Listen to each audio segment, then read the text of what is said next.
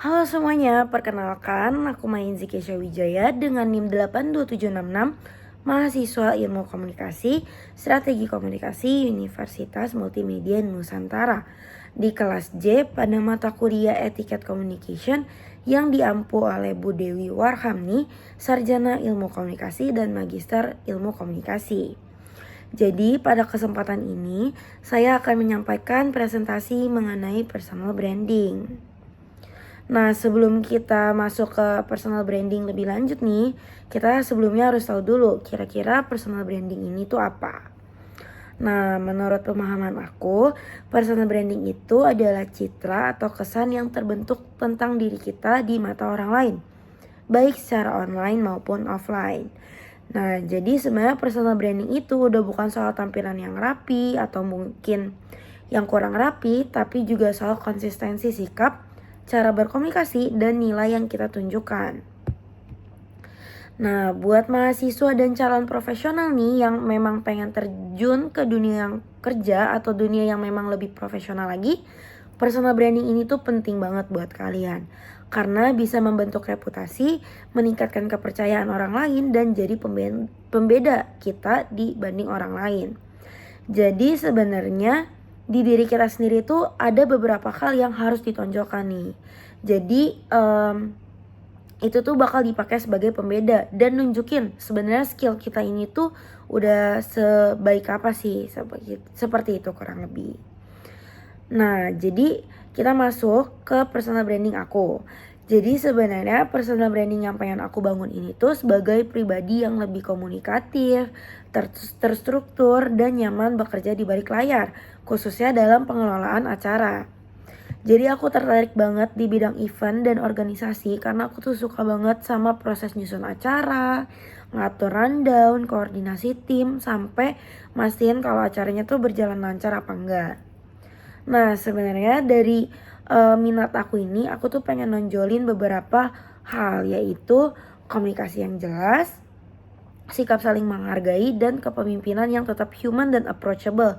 Khususnya kita tuh sekarang lagi hidup di era yang Gen Z banget nih. Nah, next kita masuk ke kenapa sih personal branding ini tuh penting banget buat aku. Jadi sebenarnya personal branding ini nih penting banget buat aku karena sejalan dengan rencana karir aku ke depannya, khususnya di bidang event, komunikasi sama kepemimpinan. Jadi personal branding ini tuh ngebantu aku lebih sadar dengan cara aku bersikap dan berkomunikasi, karena itu semua dilihat dan dirasakan dengan orang lain juga. Jadi dengan brandingan ini aku tuh jadi punya arah yang jelas gitu tentang jenis konten apa yang pengen aku bagiin ke media sosial dan gimana caranya aku ngebawa diri aku sendiri di lingkungan profesional.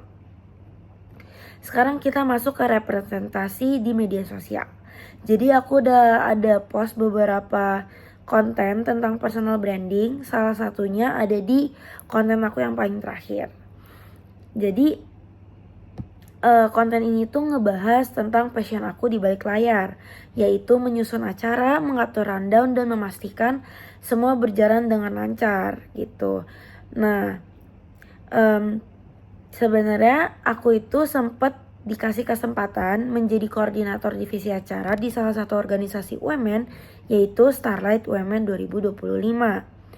Nah, karena di saat itu posisi aku menjadi koordinator, otomatis aku punya anggota-anggota nih, yang dimana aku tuh harus selalu berkomunikasi dengan mereka.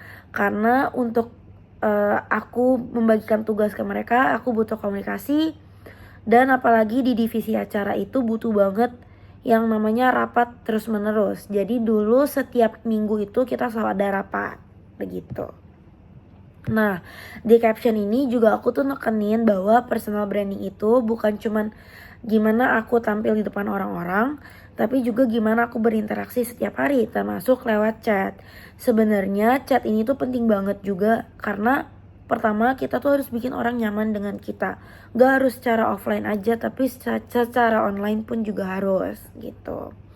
Jadi cara aku ngomong, milih kata-kata, dan menyampaikan arahan itu mencerminkan siapa aku sebagai leader dan rekan kerja. Aku selalu berusaha untuk tetap sopan walaupun gaya bahasanya santai, karena aku percaya hal sederhana seperti kata tolong dan terima kasih itu bisa bikin suasana kerja lebih nyaman dan saling menghargai. Nah, kalau aku analisis, konten yang aku buat ini udah cukup konsisten dengan personal branding yang ingin aku bangun, yaitu komunikatif, terstruktur, dan berorientasi dengan tim. Namun kedepannya aku masih bisa memperbaiki konsistensi dengan lebih sering membagikan proses kerja, refleksi kepemimpinan, dan pengalaman komunikasi dalam organisasi. Nah, target audiens aku nih lebih ke mahasiswa, anggota organisasi, dan orang-orang yang memang tertarik dengan komunikasi, kepemimpinan, dan event. Karena kepemimpinan itu juga susah banget kan untuk dilaksanakan gitu. Jadi leader itu susah dan bahkan untuk komunikasi aja dengan jelas itu juga susah. Apalagi kalau misalnya kita bikin acara yang pastinya kita melibatkan banyak banget orang. Nah next, jadi di dalam presentasi dan komunikasi online, aku tuh berusaha banget buat menerapkan etiket profesional mulai dari penggunaan bahasa yang sopan, penampilan yang rapi, hingga cara bicara yang jelas. Nah buat aku etiket komunikasi ini tuh juga berlaku di chat. Cara menyapa, cara menyampaikan pesan, dan merespons orang lain itu bagian dari personal branding.